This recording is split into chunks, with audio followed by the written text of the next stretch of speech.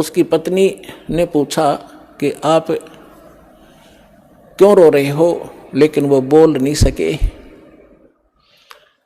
क्योंकि जब मन भर आता है आवाज निकलती नहीं, तो सच्चे दिल के अंदर जब रोना आता है। अब आमनी देवी की धर्मपत्नी ने पूछा, जी कैसे जल्दी आ गया आप, तो आपने तो बहुत समय लगाना था, 2 ढाई 3 महीने का टूर प्रोग्राम था आपका। वो बोल नहीं रहा, अंदर जाके अपने कमरे में मकान में ऐसे मुंदे मुंह गिर गया और ऐसे रोए जैसे बच्चों की माँ बाप दोनों मर जाते हैं, बुरी तरह तरफ तरफ कर रोते हैं।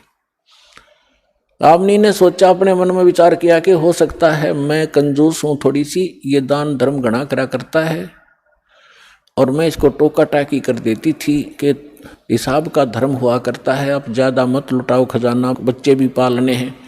तो हो सकता है इसका किसी ने रास्ते में धन चोरी कर लिया हो, यात्रा खर्च ना रहा हो, इसलिए वापस आ गया हो, और ये रो रहा हो इसलिए कि अब आमनी फिर इसका माथा ठनकेगा, आमनी का पैसे मांगूंगा तो वो कह रही है, जी कोई बात ना, किसी ने आपके धन चोरी कर लिया, कोई बात नहीं, आप और ले जाइए, कि परमात्मा ने तुम्हारे कमी छोड़ रखी है, बहुत धन है आपके, ले जाना, मैं कुछ नहीं कहूंगी।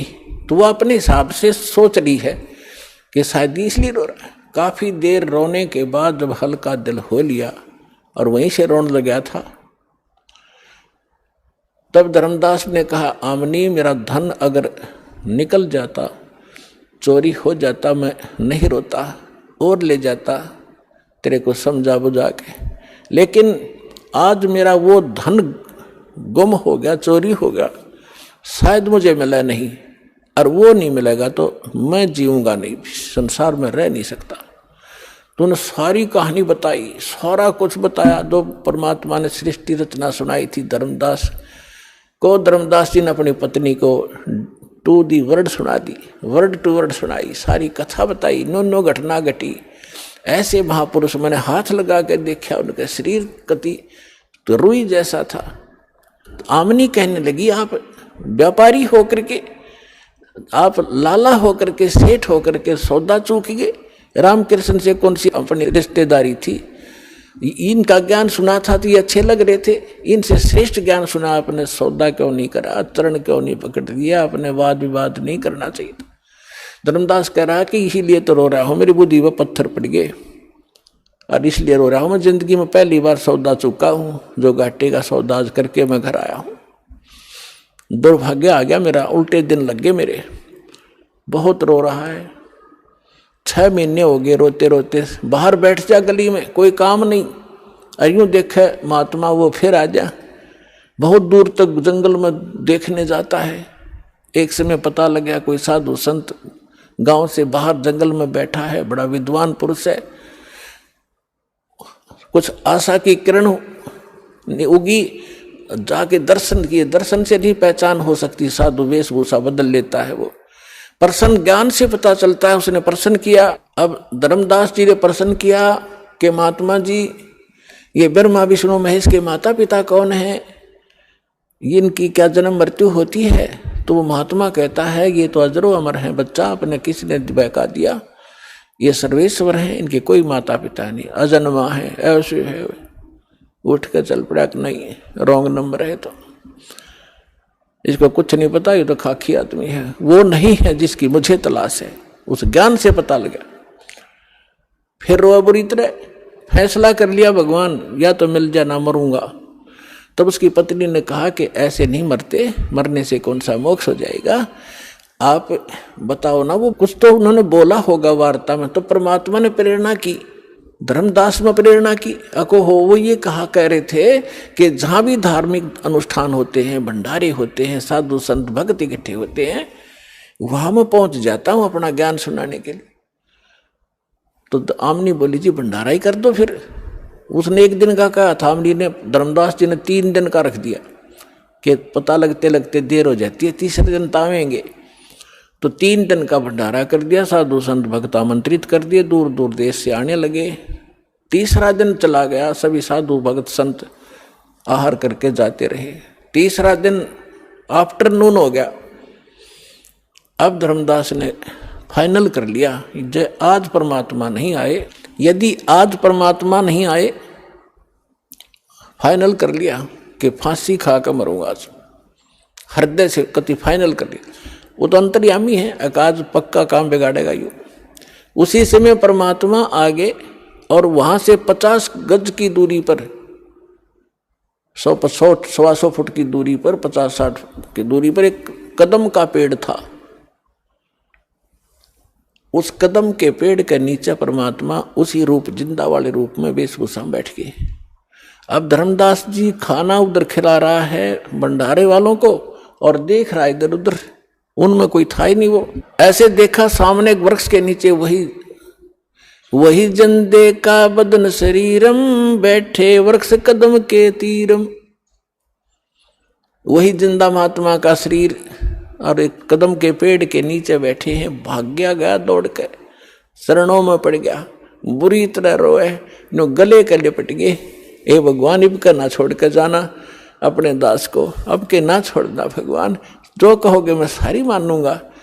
तो परमात्मा बोले ठीक है, मैं इसलिए आया हूं कि तेरे को ज्ञान समझाऊंगा, ऐसे कर इन सबको फारिग कर दे जितने भी ये नकली बैठे हैं संत साधु।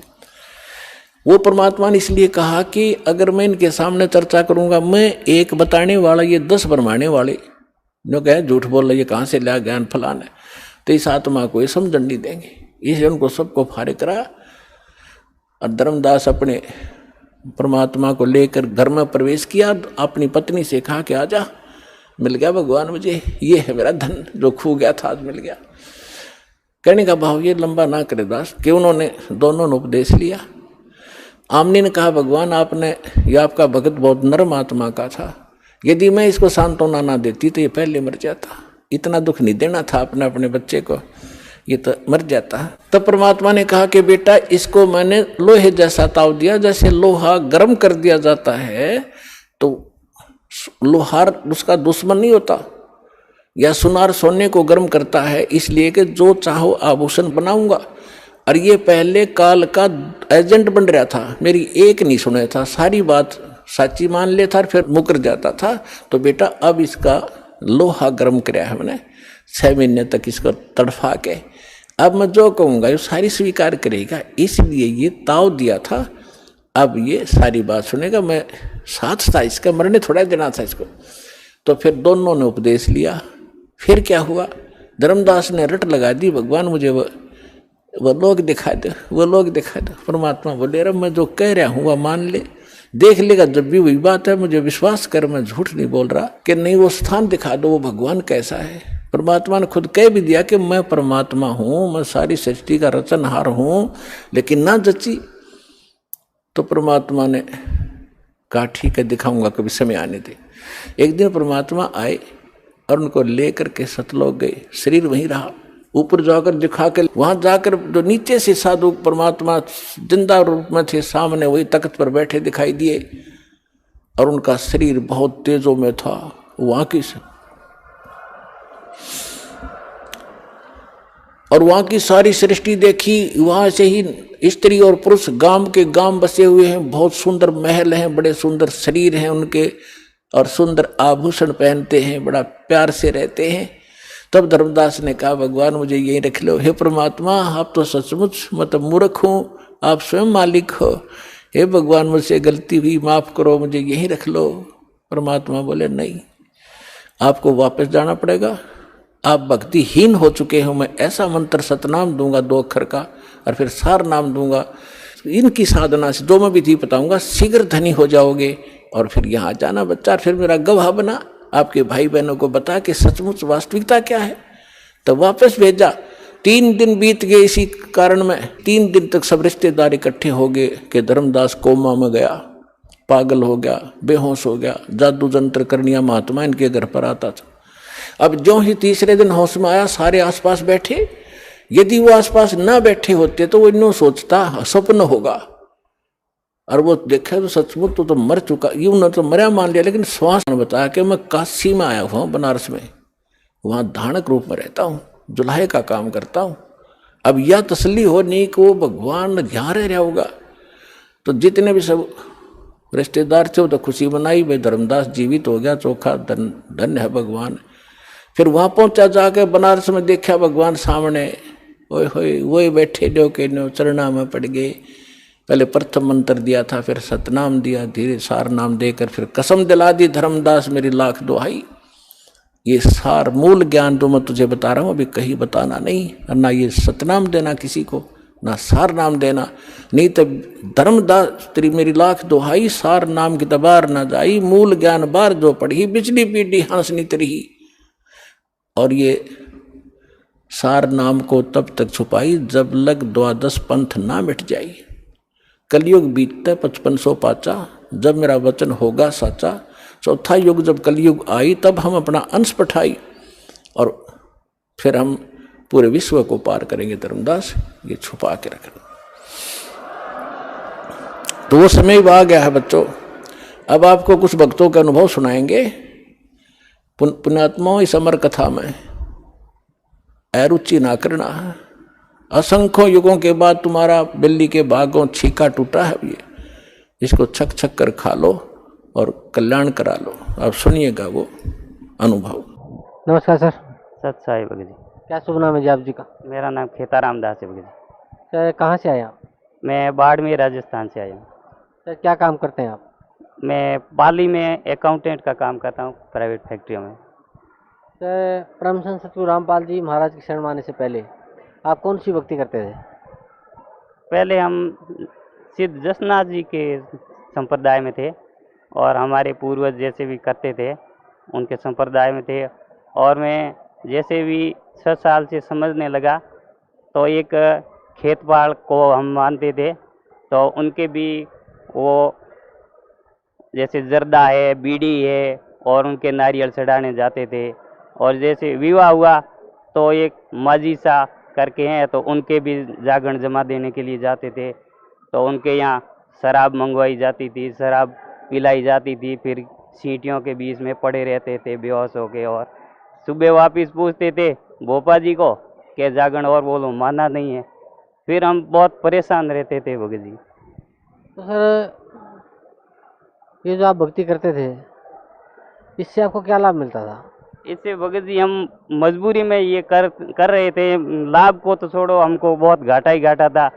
हमारे घर पे मतलब रात को बच्चे चिल्लाते रहते थे, जैसे इनको कोई काट रहा है, बहुत ही परेशान थे बच्चे। तो फिर हम क्या करते हैं, तो उनका समाधान ढूंढने के लिए वो भोपों को जैसे भी हमारी परंपरा में जानते थे, तो उनको भोपों के पास में जाते थे। वो बताते हैं कि उनके यहाँ नारियल चढ़ाओ, उनका जागरण बोलो। ऐसे करते करते भी हम बहुत परेशान रहते थे। मैं काम पे रहता था तो घर से जैसे भी उनका फ़ोन आता था तो मेरे को लगता था कोई न कोई परेशानी आ गई है, नहीं तो वो फ़ोन करते ही नहीं थे। फ़ोन आने का मतलब है कोई न कोई समस्या आ गई। और मैं घर से वहाँ से काम से भी डिस्टर्ब जो होता था, घर आता था, फिर उनको भोपों के पीछे पड़ता था।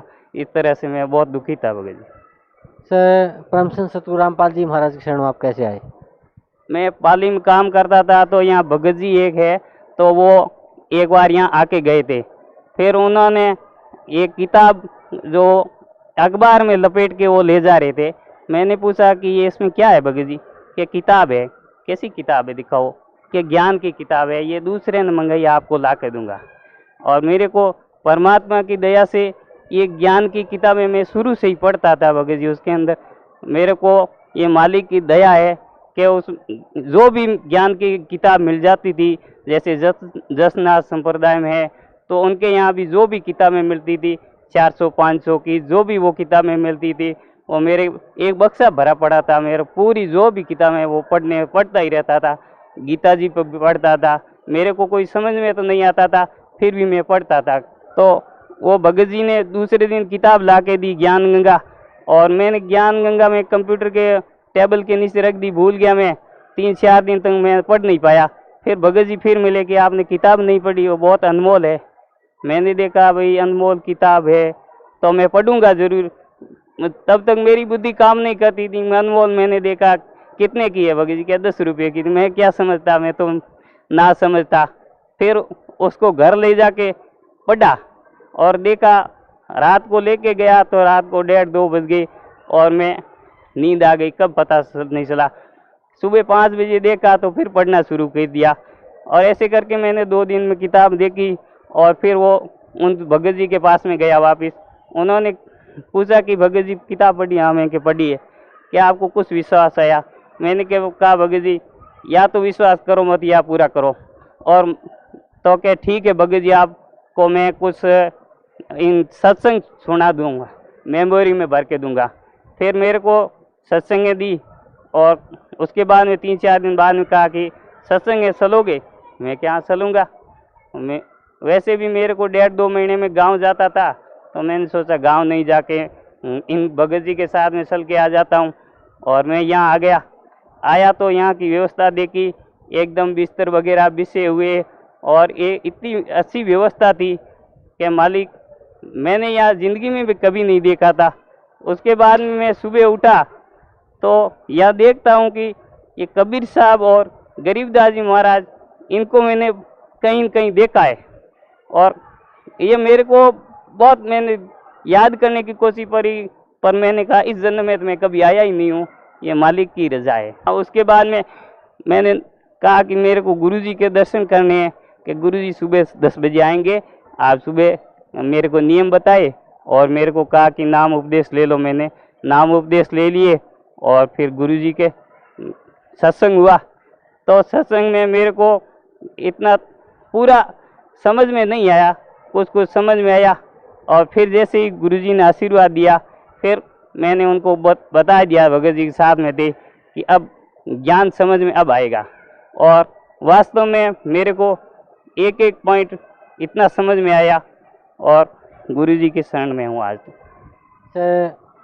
जैसे पहले आप जो भी भक्ति करते थे उससे आपको कोई लाभ नहीं मिला, आपके घर में वह शांति थी और आपको भी मानसिक शांति थी कि जैसे ही कोई फ़ोन बता तो आप सोचते आपके घर से आ गया कोई और कोई बुरा समाचार होगा। फिर आप परम संत सतगुरु रामपाल जी महाराज की शरण में आए, तो जो भक्ति सतगुरु रामपाल जी महाराज ने आपको दी है, उस भक्ति से आपको क्या लाभ मिला? उस भक्ति से जैसे मैं तो अपने कल्याण के लिए नाम लेके काम पे वापस चला गया, तो वहाँ से घर से कोई फ़ोन नहीं आता था। तो मैं फ़ोन करता था कि फ़ोन नहीं आ रहा है, क्या बात है, कभी कोई तकलीफ तो ज़्यादा नहीं है। फ़ोन करता कि हमारे को कुछ भी नहीं है, सब सुख शांति है। फिर फ़ोन करता कि हमारे सब सुख शांति है। मैंने कहा ये मालिक की रजा है।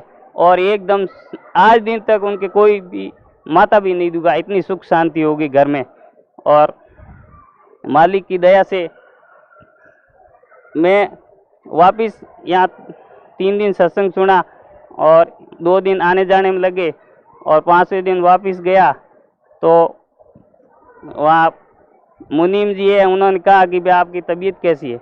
मैंने कहा अभी मेरी तबीयत तगड़ी है, कोई तकलीफ़ नहीं है। क्या आप परसों कह के गए थे कि मेरी तबीयत ख़राब है, 2 दिन बाद में आऊँगा। मैंने कहा अभी मैं तो 5 दिन से सत्संग में जाके आ रहा हूँ, 2 दिन कौन आया? क्यों?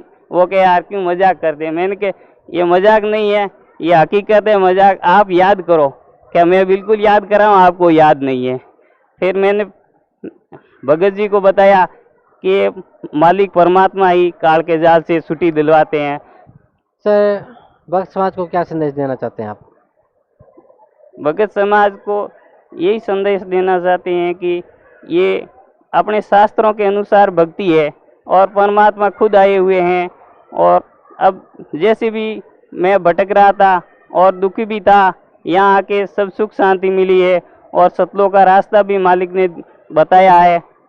और यहाँ से पूरे जगत का कल्याण करने के लिए परमात्मा आए हुए हैं।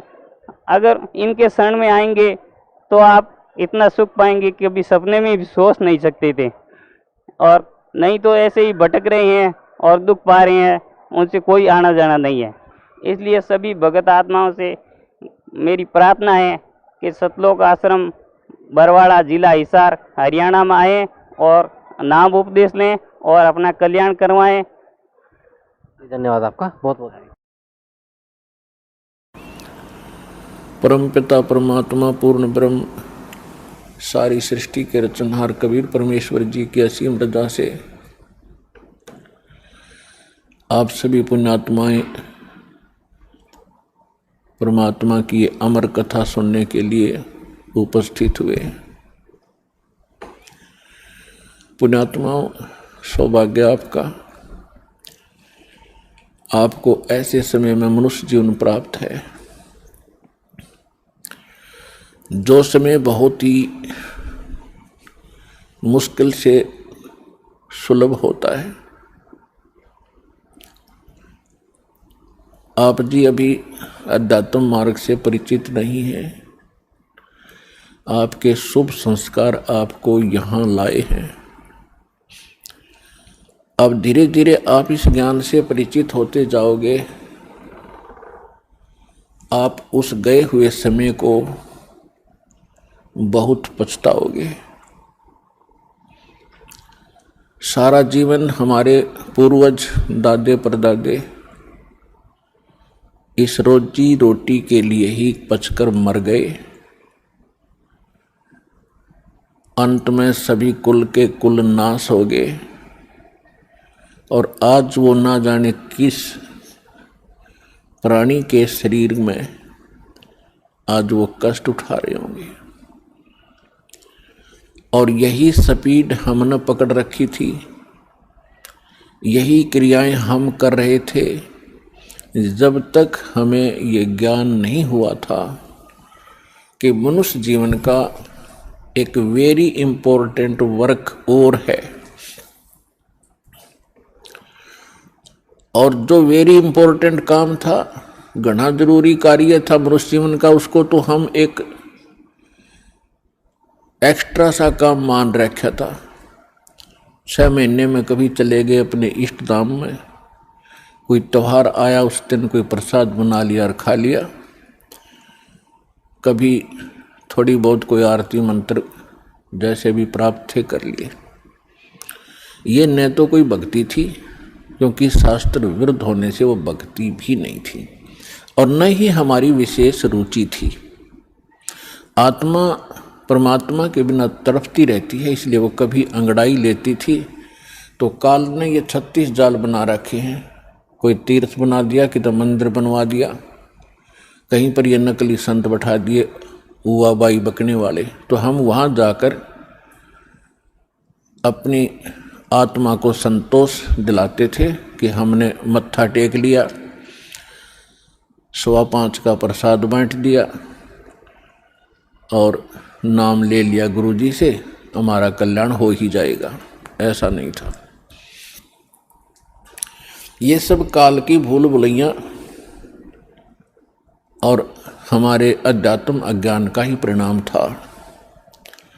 तो यहाँ आने से आपको सबसे पहले अध्यात्म ज्ञान से परिचित कराया जाता है।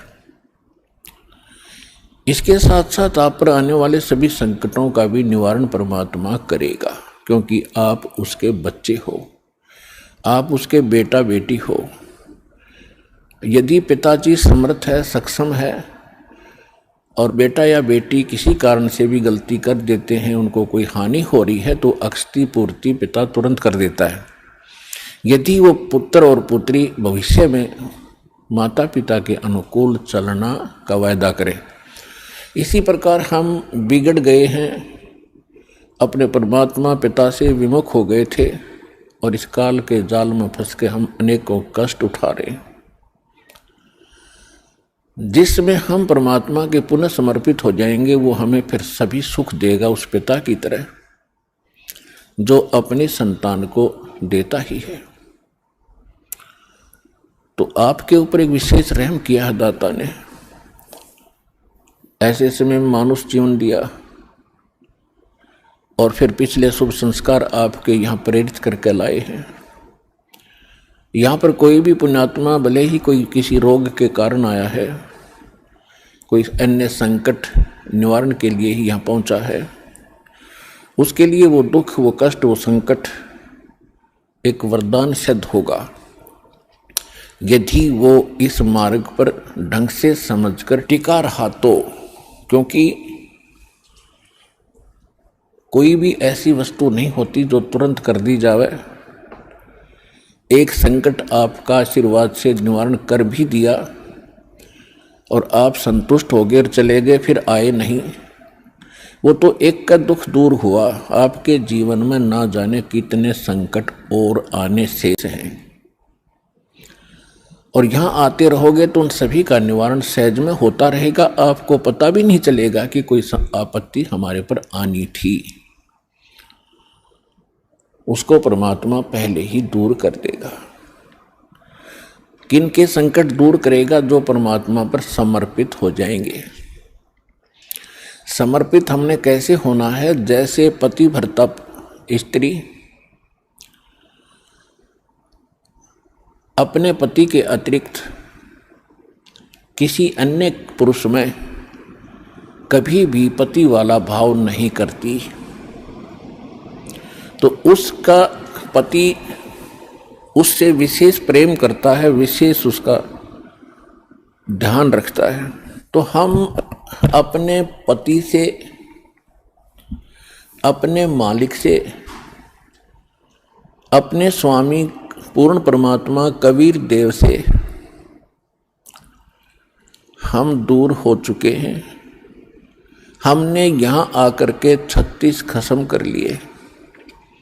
कैसे कर लिए? कभी हम शिव की पूजा करते हैं, उसको मालिक मान बैठते हैं। कभी हम गणेश को मालिक मान बैठते हैं। कभी हम विष्णु जी को, कभी हम अन्य देवी देवताओं या गांव के किसी भैरव भूत बेतालों को। और ये ऐसे सक्षम नहीं हैं जो हमें कुछ सुख दे सके। ये ना हमें दुख दे सकते, ना ये हमें सुख दे सकते, क्योंकि ये केवल हमें किया कर्म ही देते हैं।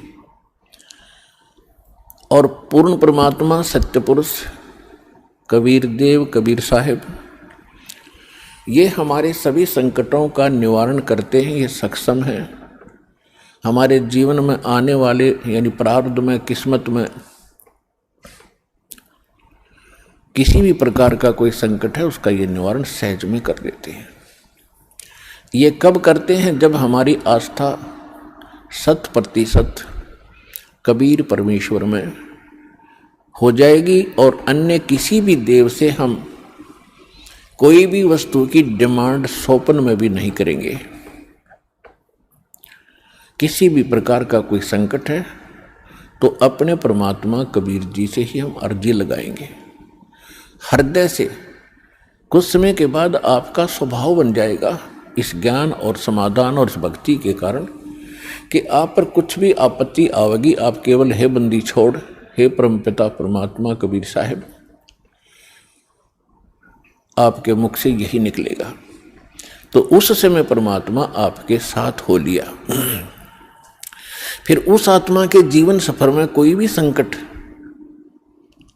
सफर के अंदर कांटे होते हैं रास्ते में, तो हमारे जीवन सफर में कोई भी कर्म, पाप कर्म रूपी कांटा होगा तो वो परमात्मा ऐसे बुहार देगा जैसे पतिव्रता जमी पर जो जो धर है पाँव, समर्थ झाड़ू देत है ना काटा लग जावे। उस समर्थ को भूल कर हम परमात्मा से दूर होकर संसारिक लोगों से, संसारिक इन अधिकारियों से और इस 3 लोक के भगवान देवों से,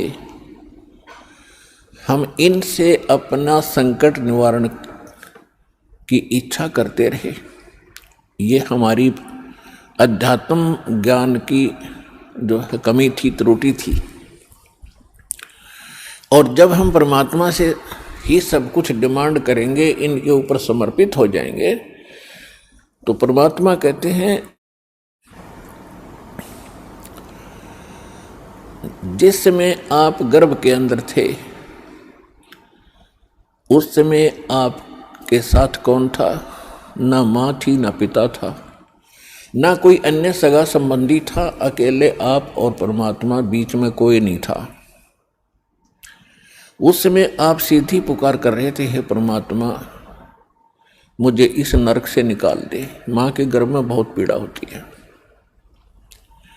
उस पीड़ा को हम बाहर आने से भूल जाते हैं, क्योंकि त्रिगुणमयी माया, इन तीनों गुणों के प्रभाव से हम बहुत ज़्यादा प्रभावित होकर के अचेत हो जाते हैं, वो पिछली सब शुद्ध बुद्ध समाप्त हो जाती है।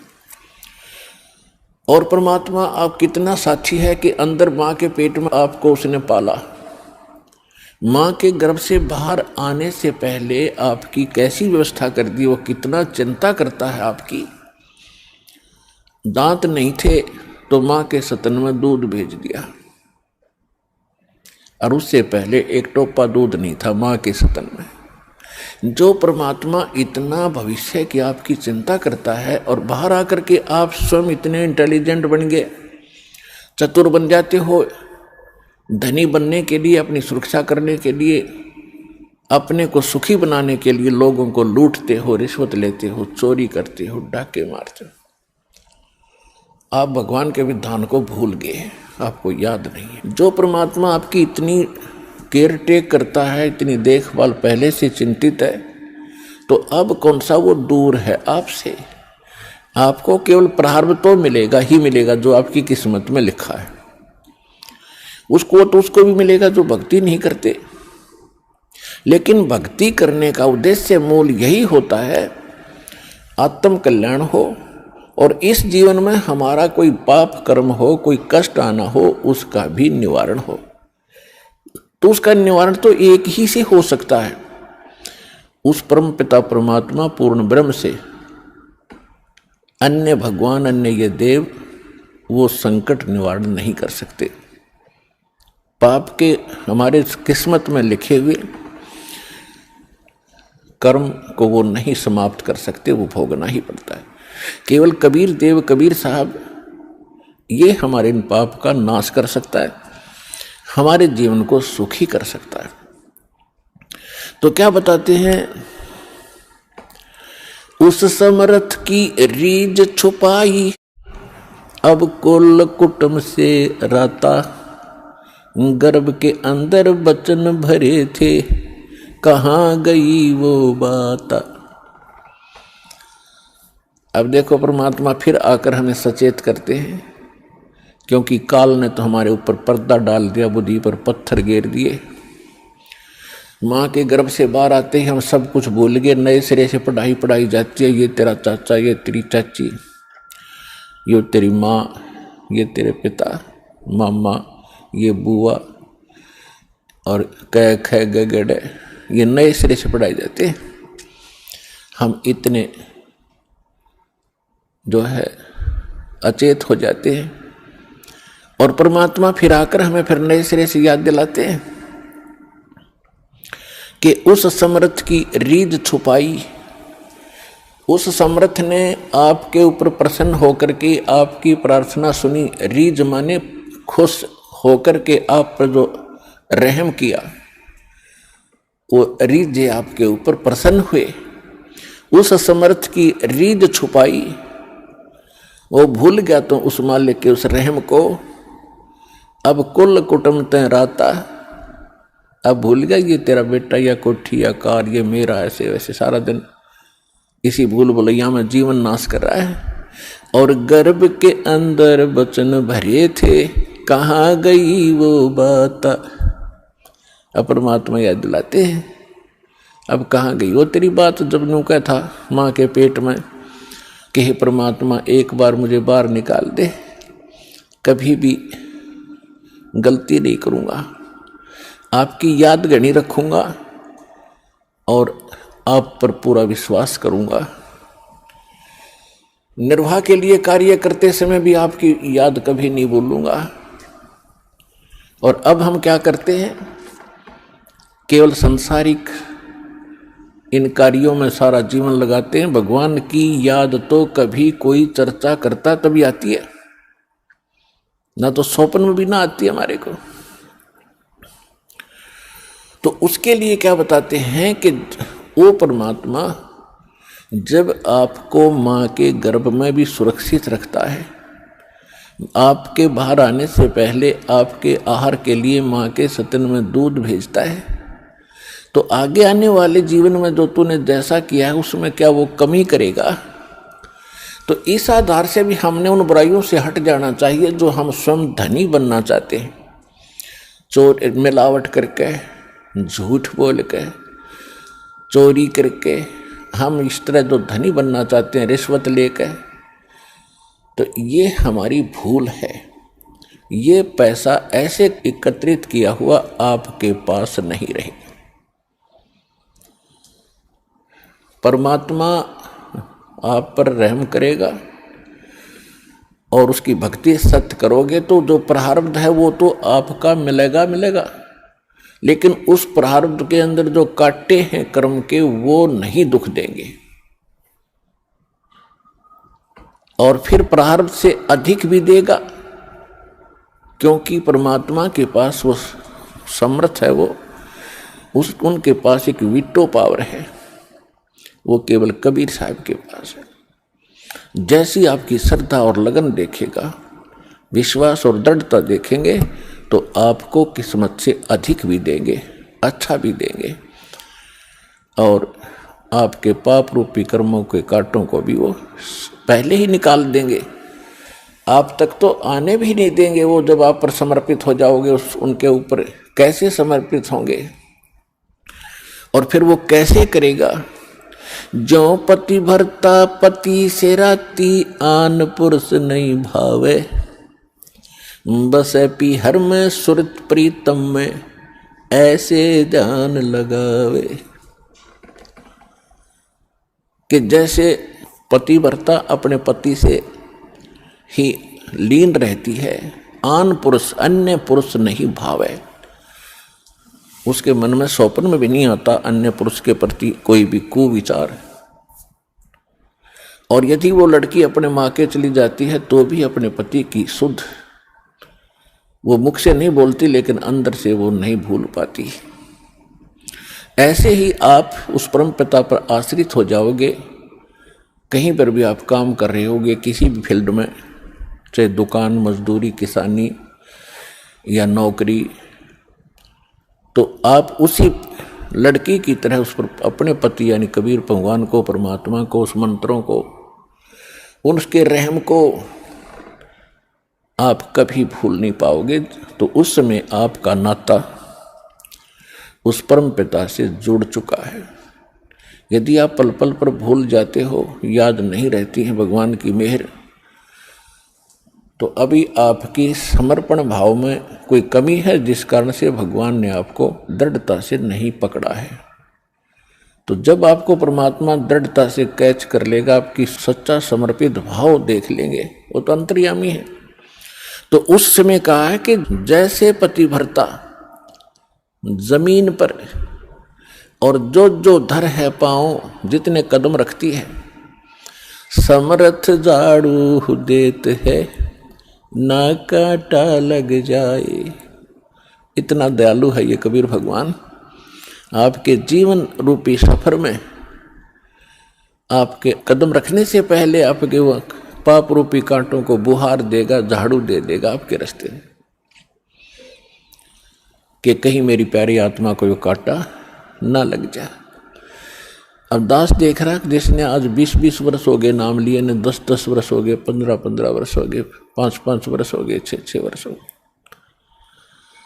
अब वो कितना सुखी जीवन जी रहे हैं, और उनके घरों के पास में, दूसरे रिश्तेदारों में, अपने घरों में दूसरे चाचे ताऊओं में के कर टूट रहे हैं, और कितने कितने दुखों का वो सामना कर रहे।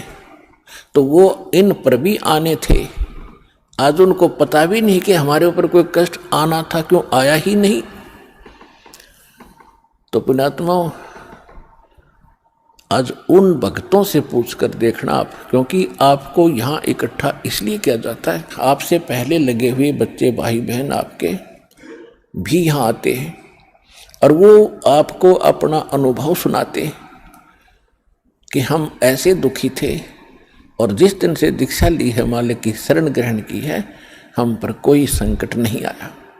आपको दृढ़ता मिलती है, आपको विश्वास होता है, और वो सत्य होती है। जब एक आम आदमी जिसको आप जानते नहीं, वो आपको जानता नहीं, बता रहा, तो सच्चाई होती है।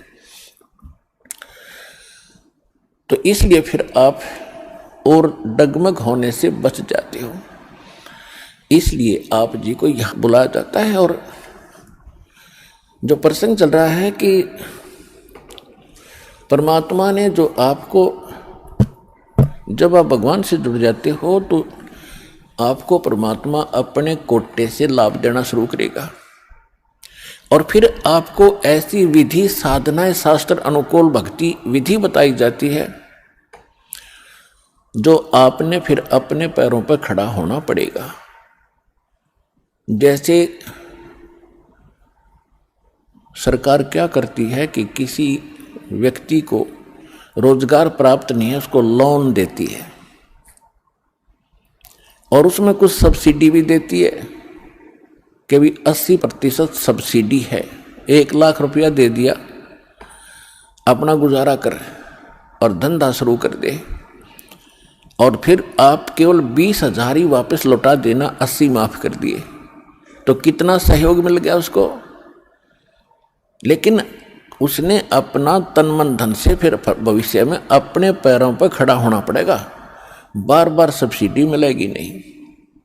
इसी प्रकार यहाँ आने वाले को परमात्मा अपने कोटे से राहत देनी शुरू करता है और फिर विधि बताता है कि ये कमाई कर और अपने पैरों पर खड़ा हो जाए, भाग्य भक्ति तू कर, ऐसे दान धर्म कर, फिर तेरे को तेरा गुजारा यानी तेरी भक्ति कमाई बढ़िया हो जाएगी, तेरा अच्छा काम चलेगा, तभी सफलता होगी।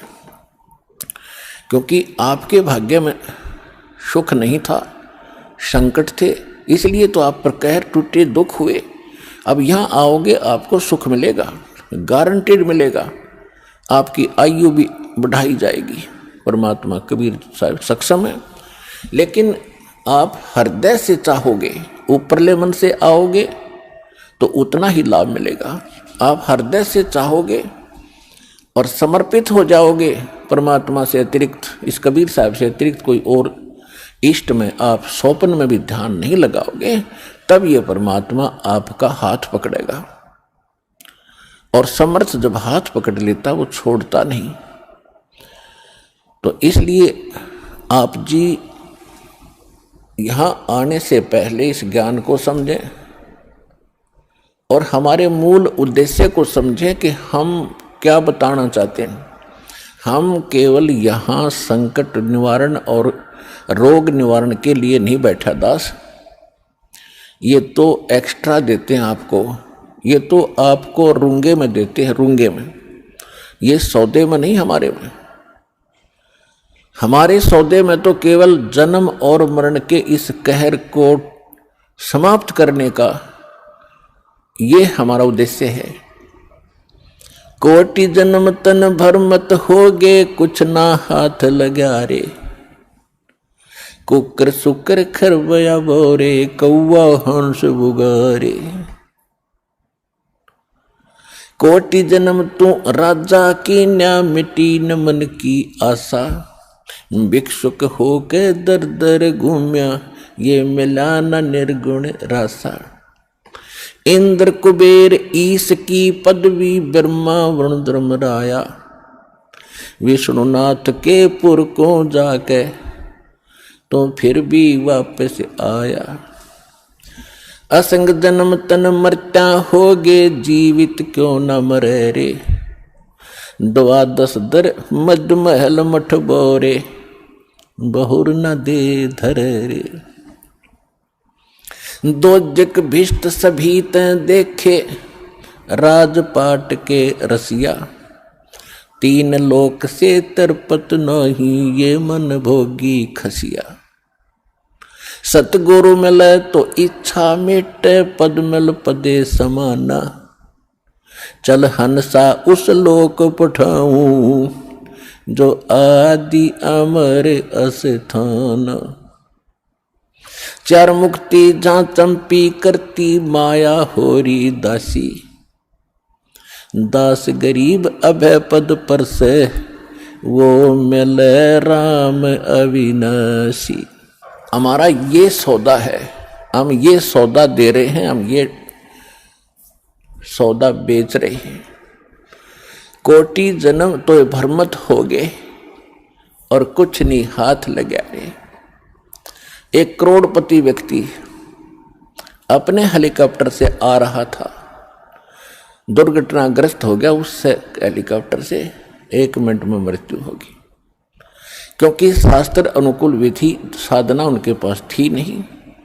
पिछला पुण्य समाप्त हुआ, संस्कार जीवन था वो समाप्त हुआ, वो जोड़ा जाड़ा धन यहां छोड़ के चला गया भाई, पल्ला जाड़ के। और अब क्या बनेगा?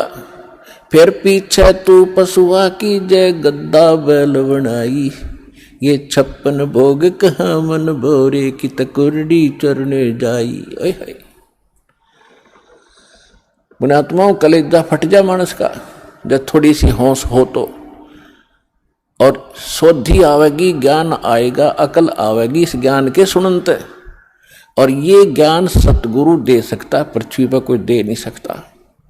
और सतगुरु वर्तमान में इस दास के अतिरिक्त 21 ब्रह्मांड में नहीं है।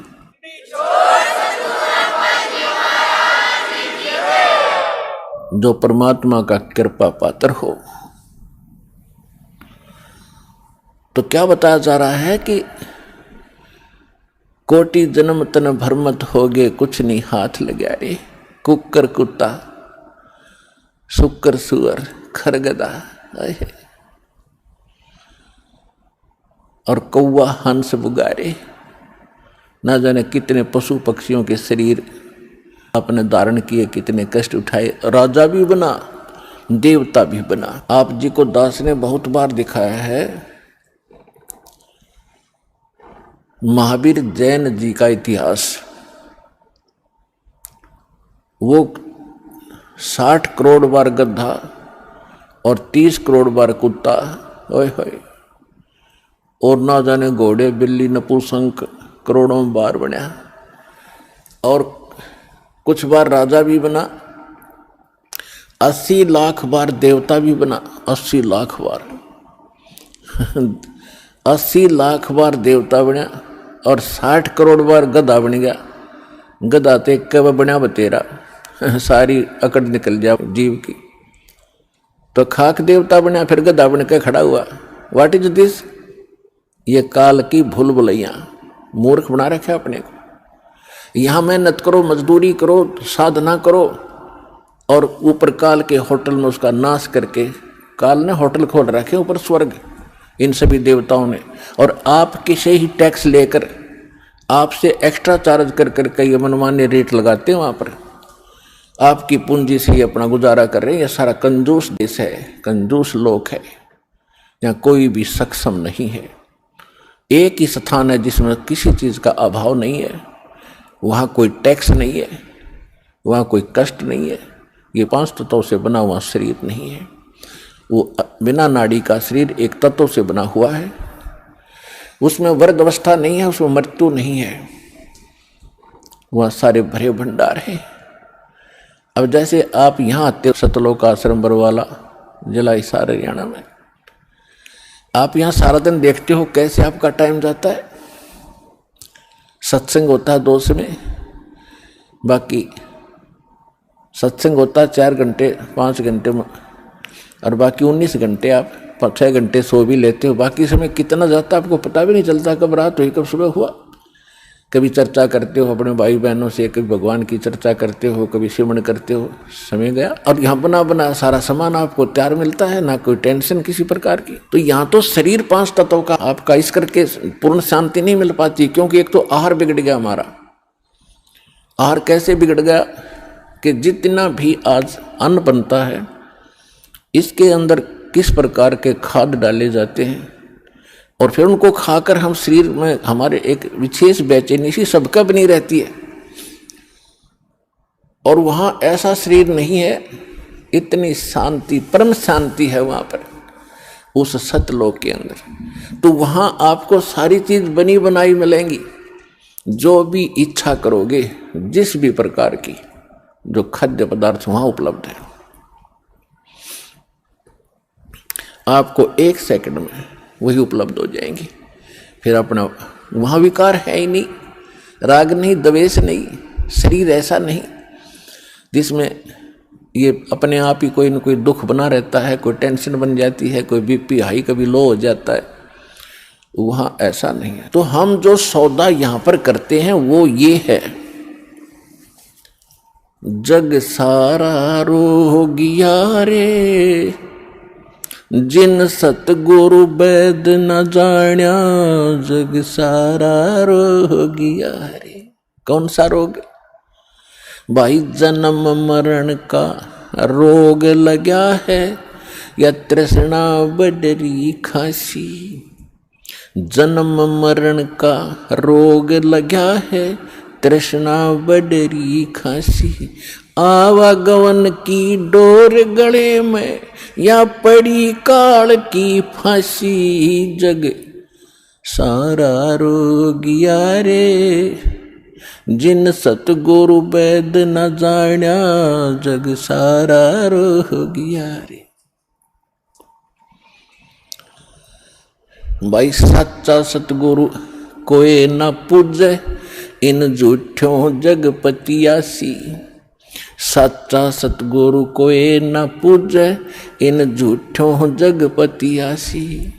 अंधे की बाँ गई अंधे ने, ये मार्ग कौन बतासी। जग सारा रोगिया रे, जिन सतगुरु वैद न जाण्या, जग सारा रोगिया रे। भाई देखा देखी गुरु शिष्य बन गे, किया न तत्व विचारा।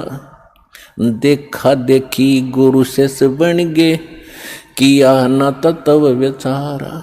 गुरु शिष्य दोनों के सिर पे, यू काल ठोके पंजारा।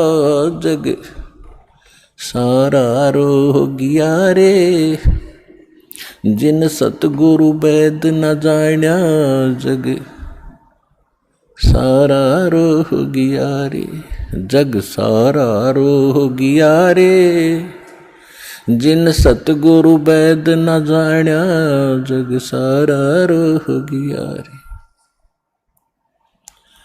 भाई सार शब्द सर जीवन बूटी, गैस गैस अंग लगावे। सार शब्द सर जीवन बूटी, गैस गैस अंग लगावे। कहें कबीर तुम सत कर मानो, ये जन्म मरण मिट जावे। जग सारा रोगिया रे, जिन सतगुरु वैद न जाण्या, जग सारा रोगिया रे।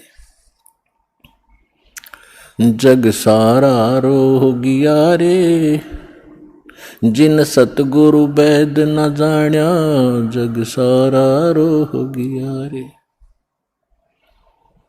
भाई सार शब्द सर जीवन बूटी, गैस गैस अंग लगावे। सार शब्द सर जीवन बूटी, गैस गैस अंग लगावे। कहे कबीर तुम सत कर मानो, ये जन्म मरण मिट जावे। जग सारा रोगिया रे, जिन सतगुरु वैद न जाण्या, जग सारा रोगिया रे। जग सारा रोगिया रे, जिन सतगुरु वैद न जाण्या, जग सारा रोगिया रे। परमात्मा ने बताया है कि पूरा विश्व ही जन्म मरण के रोग से ग्रस्त है। जैसा कि हम पहले इन नकली धर्म गुरुओं से ज्ञान सुना करते थे कि श्री कृष्ण जी ही श्री विष्णु जी हैं, और शंकर ब्रह्मा विष्णु ये तीन अमर देवता हैं। इनका जन्म मृत्यु नहीं होता, ये समर्थ हैं। और ये ब्रह्मा जी की पूजा को तो नहीं कराते थे, लेकिन विष्णु जी और शंकर भगवान की पूजा ये हमें करने का सलाह देते थे, राय देते थे। और इनको मृत्युंजय, कालज्ञ, सर्वेश्वर, अंतर्यामी, न जाने क्या क्या उपमा दिया करते थे। अब जब परमात्मा ने दया की हम पर, हमारे को सद्बुद्धि दी, हमें ये ज्ञान हुआ और विद्या दी, भगवान ने अक्षर ज्ञान कराया। अब हमने जब सदग्रंथों को देखा परमात्मा के उस ज्ञान की रोशनी में, उस तत्व ज्ञान से जब इनको जांचा तो क्या पाया। ये कहते थे श्री कृष्ण जी ने श्रीमद् भगवद गीता का ज्ञान अर्जुन को सुनाया, तो इससे भी भिन्न पाई वास्तविकता ये थी कि श्री कृष्ण के शरीर में यो काल बोला था। ये काल कौन था? ये 21 ब्रह्मांड का स्वामी है, ब्रह्मा विष्णु महेश का पिता है, दुर्गा देवी जी का पति है, और ये तीनों इनके पुत्र हैं, दुर्गा और इस काल भगवान के। फिर यदि हम ये माने कि श्री कृष्ण जी गीता का ज्ञान बोल रहे थे और श्री कृष्ण जी इज विष्णु, श्री कृष्ण जी विष्णु है ये इनके शब्दों में, तो वो श्रीमद् भगवत गीता अध्याय नंबर 2 के श्लोक 12 में, गीता अध्याय नंबर 4 के श्लोक 5 और 9 में, गीता अध्याय नंबर 10 के श्लोक नंबर 2 में खुद कहता है, अर्जुन तेरे मेरे बहुत जन्म हो लिए, आगे भी होते रहेंगे, तो नहीं जानता मैं जानता हूं। तो इनका भी जन्म मरण का रोग नहीं कटा, ये भी जन्म मरण के रोग से ग्रस्त है। तो इससे आगे फिर बचा ही नहीं जो अविनाशी हो। तो इसलिए परमात्मा का ये एक शब्द, एक लाइन पहली बार कोई सुनेगा तो उसको खटकेगा कि सारा जग जन्म मरण के रोग से ग्रस्त है। आज आपको पता चला कि सचमुच सभी जन्म मरण के रोग से ग्रस्त हैं, इनकी जन्म मृत्यु सदा होती आई है। और परमात्मा गारंटी देते हैं कि हमारे पास एक सार शब्द है, सार नाम है, उसके जाप करने से आपका एक गारंटीड है जन्म मरण मिट जाएगा, यो रोग कटेगा।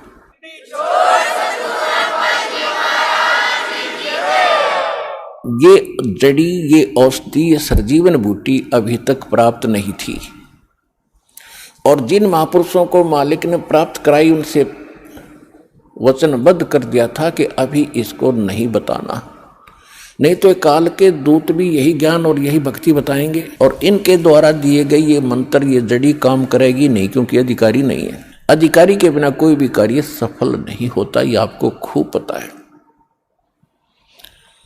तो परमात्मा कहते हैं कि धर्मदास मेरी लाख दुहाई, और ये सार नाम, सार शब्द कहीं बाहर ना जाए।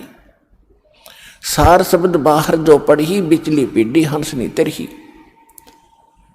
इस सार शब्द को तब तक छुपाई जब तक 12 पंथ मिट जाए। ये कलयुग बीते 5500 पांचा, तब ये मेरा वचन होगा सच्चा। क्या कि चौथा युग जब कलयुग आई, तब हम अपना अंश पठाई, और काल फंद छूटे नर लोई, सकल सृष्टि परवानी कोई। ये वचन कहे थे भगवान ने। तो धर्मदास जी से परमात्मा कहते हैं, ये जो मैं आज बोल रहा हूं कि मैंने काल से कहा था कि कलयुग में मैं अपना एक दास भेजूंगा, अपना वेरी इंपॉर्टेंट हंस भेजूंगा, अंश भेजूंगा, और सारी सृष्टि नाम लेगी, सबके ये काल के फंद टूटेंगे।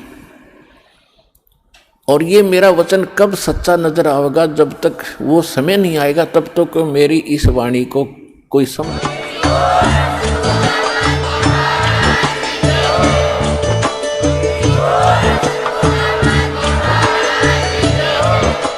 अगर आप ये वीडियो YouTube पर देख रहे हैं तो हमारे चैनल को सब्सक्राइब करें और बेल आइकन को दबाना ना भूलें। अगर आप Facebook पर ये वीडियो देख रहे हैं तो हमारे पेज को लाइक करें।